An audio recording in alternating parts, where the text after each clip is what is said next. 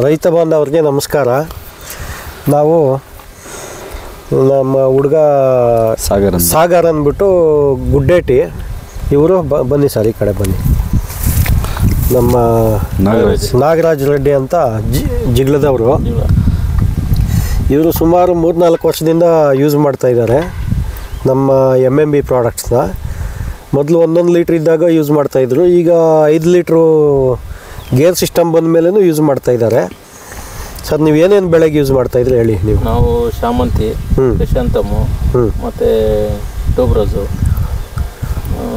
ತೊಂಡೆ ಗಿಡ, ಬದನೆ ಗಿಡ ಎಲ್ಲ ಬೆಳೆಗೂ ಆಲ್ಮೋಸ್ಟ್ ಅಲ್ಲಿ ಯೂಸ್ ಮಾಡಿದ್ದೀರಾ. ನಿಮ್ಮ ಅನಿಸಿಕೆ ಹೇಳಿ ಸರ್, ಯಾವ ಥರ ಬರ್ತಾಯಿದ್ದೀರಿ? ಸ್ಟಾರ್ಟಿಂಗಲ್ಲಿ ಒಂದು 5-6 ವರ್ಷ ಮುಂದೆ ಯೂಸ್ ಮಾಡೋಕ್ಕೆ ಸ್ಟಾರ್ಟ್ ಮಾಡಿದ್ದು. ಸ್ಟಾರ್ಟಿಂಗಲ್ಲಿ 1 ಲೀಟ್ರ್ ಇದ್ದಾಗ ಯೂಸ್ ಮಾಡ್ತಾಯಿದ್ವಿ. ಮತ್ತು ಅದು ಸ್ಟಾಪ್ ಆಗಿ 5 ಲೀಟ್ರ್ ಗೇರ್ ಸಿಸ್ಟಮ್ ಬಂತು.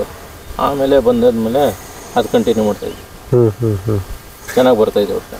ಈಗ ನಿಮ್ಮ ಸಾಗರ್ ಫ್ರೆಂಡ್ಗೆ ನೀವೇ ಅಲ್ವಾ ರೆಕಮೆಂಡ್ ಮಾಡಿರೋದು? ರೆಕಮೆಂಡ್ ಮಾಡಿದ್ವಿ. ಹಾಂ, ಈ ಟ್ಯೂಬ್ರೋಸ್ಗೆ ಯೂಸ್ ಮಾಡಿದ್ದಾರೆ. ನಾವು ಟ್ಯೂಬ್ರೋಸ್ ಫುಲ್ಲು ಡೆವಲಪ್ಮೆಂಟ್ ವೀಕ್ ಇತ್ತು. ಡೆವಲಪ್ಮೆಂಟ್ ವೀಕ್ ಇದ್ದಾಗ ಗೇರ್ಗಳು ಬಿಟ್ಟಾದಮೇಲೆ ನಮಗೆ ಸ್ಯಾಟಿಸ್ಫ್ಯಾಕ್ಷನ್ ಆಗಿದೆ.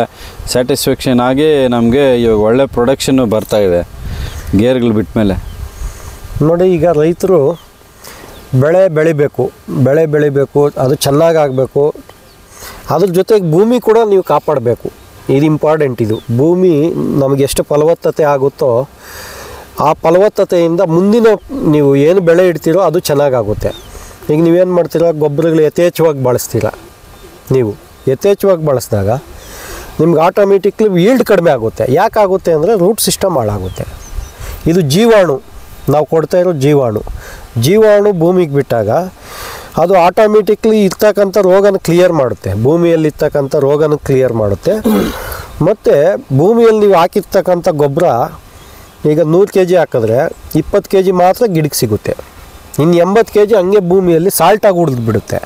ಅದನ್ನು ಕನ್ವರ್ಟ್ ಮಾಡಿ ಇದಕ್ಕೆ ಗಿಡಕ್ಕೆ ಕೊಡ್ತಾ ಇರುತ್ತೆ. ಮತ್ತು ಸಮಗ್ರ ಕೃಷಿ ಅನ್ನೋದಿದೆ. ನೀವು ಗೊಬ್ಬರನೂ ಕೊಡಬೇಕು, ನಮ್ಮ ಜೀವಾಣು ಕೊಡಬೇಕು. ಅದರಿಂದ ತುಂಬ ಅನುಕೂಲ ಇದೆ. 200 ಲೀಟ್ರಿಗೆ 1 kg 2 kg ಗೊಬ್ಬರ ಹಾಕ್ತೀರಾ. ನೀವು ಯಾವ ಥರ ಯೂಸ್ ಮಾಡ್ತೀರಾ ಹೇಳಿ ಸರ್?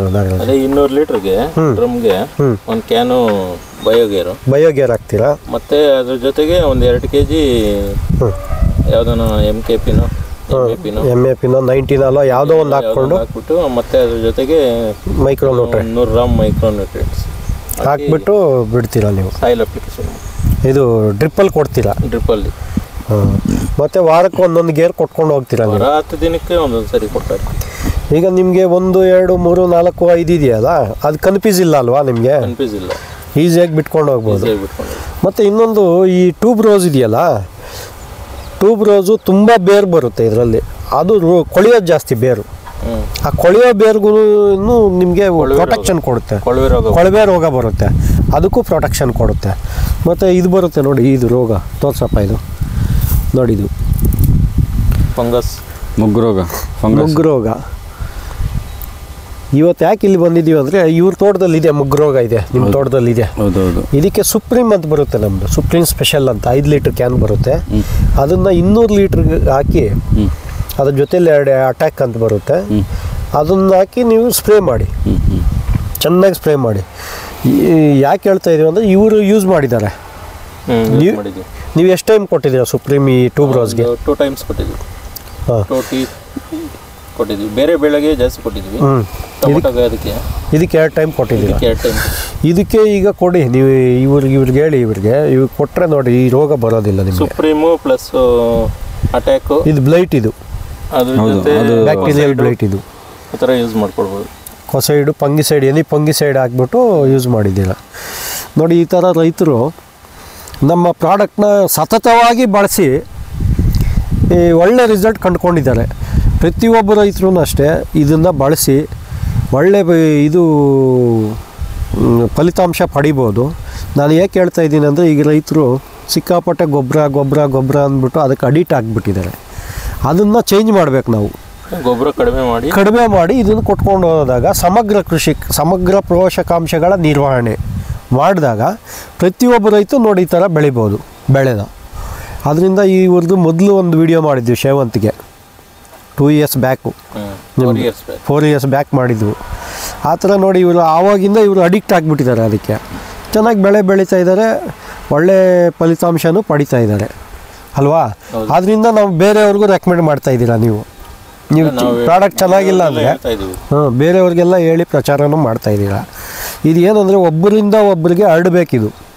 ಹರಡ್ದಾಗ ಏನು ಮೈಕ್ರೋಬ್ಸು ಜೀವಾಣು ಅನ್ನೋದು ಏನು ವ್ಯಾಲ್ಯೂ ಅದು ಪ್ರತಿಯೊಬ್ಬ ರೈತ ತಿಳ್ಕೊಂಡಾಗ ನಾವು ಎಲ್ಲ ರೈತರೂ ಅಷ್ಟೇ ಈಗ 1 ಲಕ್ಷ ಖರ್ಚು ಮಾಡೋದ್ರಲ್ಲಿ 50,000ದಲ್ಲಿ ಬೆಳೆ ಆಗಿಬಿಡುತ್ತೆ. ಕಡಿಮೆ ದುಡ್ಡು ಖರ್ಚಲ್ಲಿ ಒಳ್ಳೆ ಬೆಳೆ ಬೆಳಿಬೋದು ಅಲ್ವಾ. ನಿಮ್ಗೆ ಅನುಭವ ಆಗಿದೆ.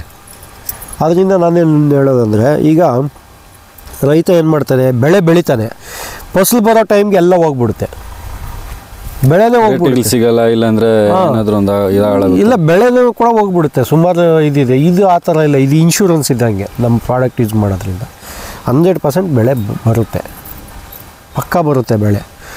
ಈಗ ಪ್ರಾಡಕ್ಟ್ ಚೆನ್ನಾಗಿದೆ ಅಷ್ಟೇ. ಇಷ್ಟು ಹೇಳ್ತಾ ನಮ್ಮ ರೈತ ಬಾಂಧವರಿಗೆ ನಮಸ್ಕಾರ ಹೇಳ್ತಾ ಧನ್ಯವಾದಗಳು. ತುಂಬ ಥ್ಯಾಂಕ್ಸ್. ಥ್ಯಾಂಕ್ಸ್. ತುಂಬ ಥ್ಯಾಂಕ್ಸ್.